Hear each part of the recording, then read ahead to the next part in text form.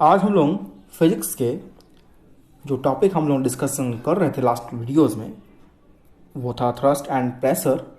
उसके कॉन्सेप्ट को आगे बढ़ाते हुए हम लोग आज डिस्कशन करेंगे कि कौन कौन से ऐसे फैक्टर्स हैं जिन पर प्रेशर का वैल्यू डिपेंड करता है।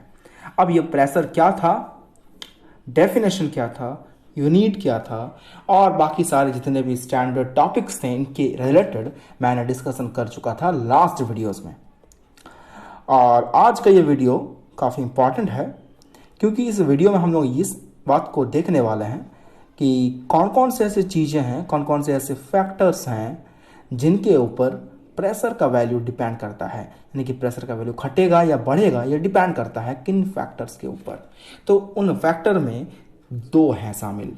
सबसे पहला वो है area on which the thrust is applied, यानी कि उस पार्ट के बारे में, उस एरिया के बारे में जिसके ऊपर हम लोग थ्रस्ट अप्लाई कर रहे हैं, और दूसरा जितना अमाउंट का थ्रस्ट अप्लाई कर रहे हैं। यानी कि एरिया को बढ़ाने से या घटाने से थ्रस्ट का वैल्यू प्रेशर का वैल्यू भी घट सकता है या बढ़ सकता है। क्या होगा हम लोग डिस्कशन करेंगे तो समझ में आ ही जाएगा।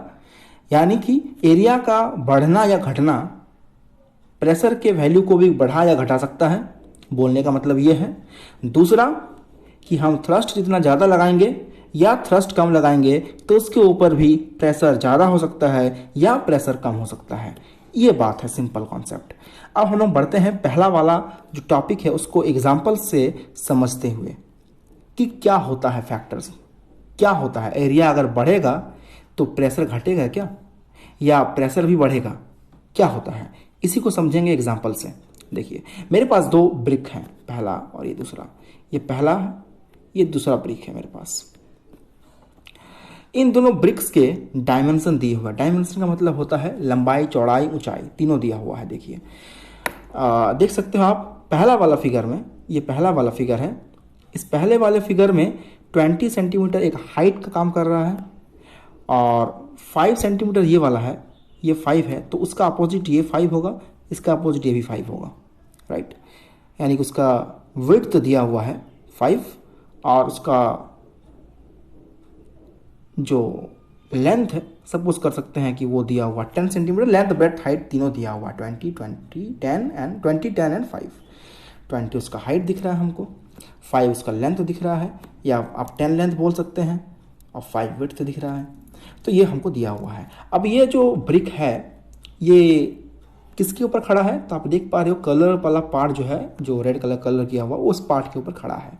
यानी कि इस पार्ट का, ये नीचे वाला जो पार्ट है, ये जो नीचे वाला पार्ट है, इस नीचे वाले पार्ट का डायमेंशन क्या होगा, तो ये होगा 5 और ये होगा 10। क्योंकि ये अगर 5 है तो इसका अपोजिट होगा ये वाला, तो ये भी 5 होगा। और अगर ये वाला 10 है तो इसका अपोजिट ये है और इसका अपोजिट ये है, तो ये भी 10 होगा। बात क्लियर? हाँ, चलिए बढ़ते हैं अब आगे। यानी कि ये जो ईंटा है, ये ईंटा 10 इंटू 5 का डायमेंशन में खड़ा है, 10 इंटू 5 का, है ना। अब बात करते हैं दूसरे वाले ईंटा का। इसमें क्या है, देखिए कि इसमें भी सेम वही लेंथ, ब्रेड्थ, हाइट तो दिया हुआ है। इसमें लेंथ हमारा 20 सेंटीमीटर है, विड्थ हमारा 10 सेंटीमीटर है, हाइट हमारा 5 सेंटीमीटर है। अब ये खड़ा किस पे है, ये जो कलर वाला पार्ट दिख रहा है आपको, इस पे खड़ा है।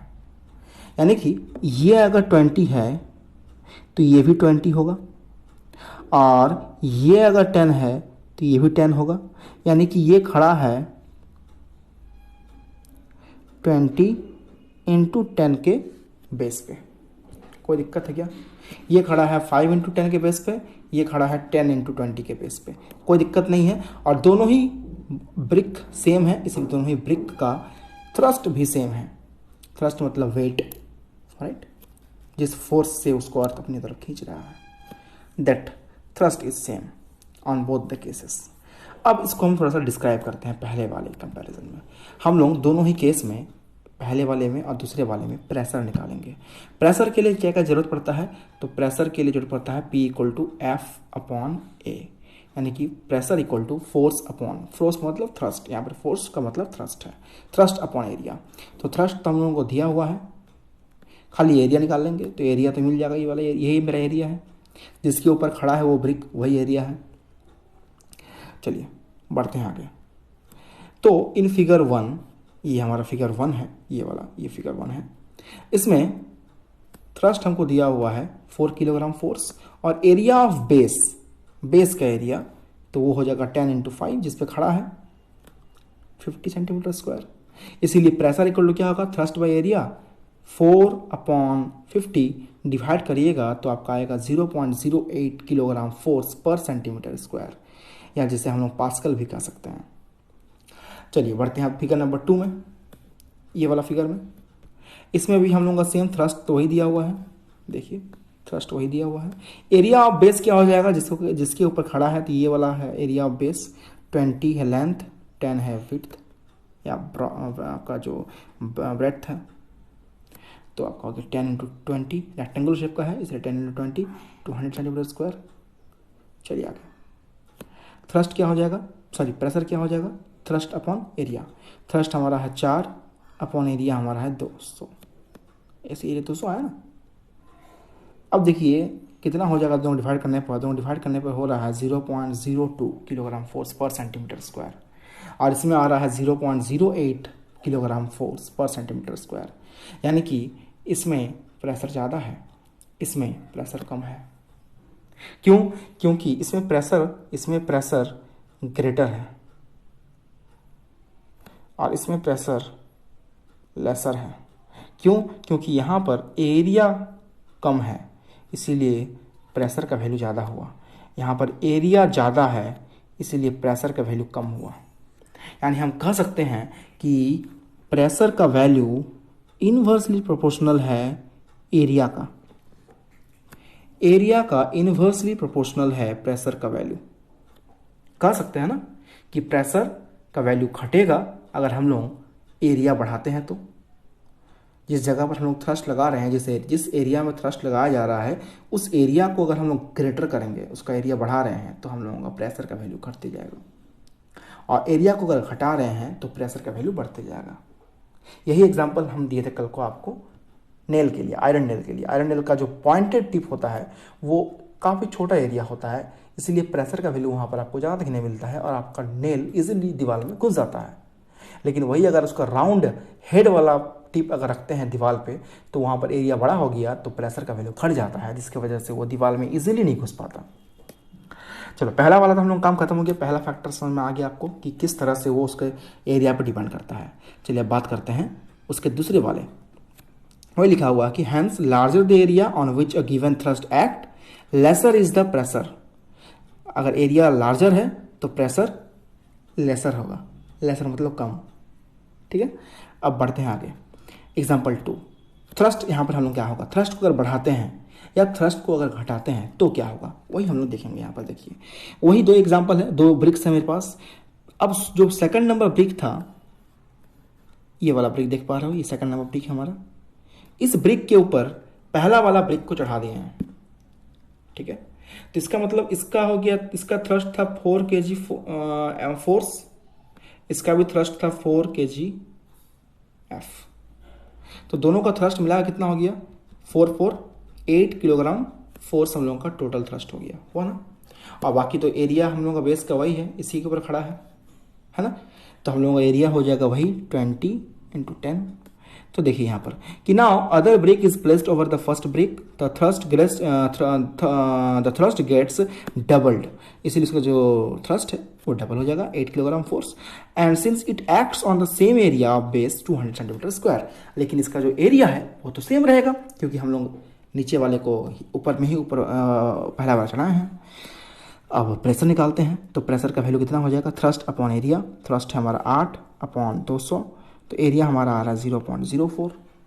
पहले कितना आया था हम लोग का एरिया 0.02, डबल हुआ ना 0.02 था। कब, जब एरिया हमारा 200 था तब 0.02 था। अब देखिए एरिया हमारा 200 ही है, एरिया हमारा 200 ही है, लेकिन प्रेशर ज़्यादा मिल रहा है। क्यों? क्योंकि हमने थ्रस्ट को बढ़ा दिया है। देखिए उसमें थ्रस्ट 4 था, इसमें थ्रस्ट 8 है, मैंने 4 थ्रस्ट को डबल किया तो देखिए प्रेशर भी डबल हो गया। तो मैं कह सकता हूँ क्या क्या मैं ये कह सकता हूं कि प्रेशर का वैल्यू थ्रस्ट पे डायरेक्टली प्रोपोर्शनल है?